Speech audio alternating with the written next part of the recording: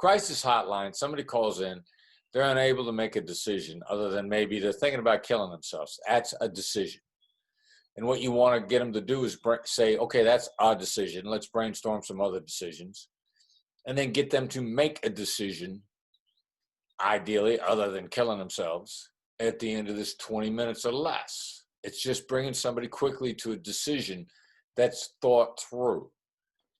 That's life, you know. You got to make a decision what time to go to the grocery store, whether or not to go to Starbucks, you know, whether or not to collaborate on a project. That's decision making.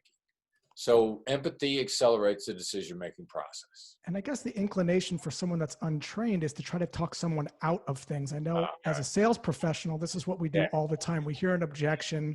We hear someone saying, I'm going to jump, and you try to tell them all the reasons why they should live. And these things just don't really land the same, to your point. All right, yeah. Well, I think we attribute this to Reagan. Ronald Reagan said a long time ago, if you're explaining, you're losing. You know, to explain, to talk somebody into or out of something is to explain, is to make an argument, is to make a case.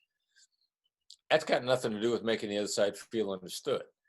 It really has to do with beating the other side, showing the other side you're smarter than they are. You know, if you're explaining something to someone, the inherent message is you're right, they're wrong, and you're correcting them.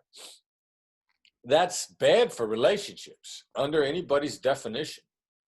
It's bad. It diminishes influence. It diminishes long-term relationships. It diminishes collaborations. It's really bad. And I think the biggest disservice is, you know, they portray this in the movies and TV all the time. The bad habits that are portrayed in movies and television, and then at the end of every bad habit, then somebody says, oh, thank God. And it never goes down like that in real life. And so, you know, absent seeing someone do it properly, which is rare, nobody knows. You know, you see people explaining stuff all the time.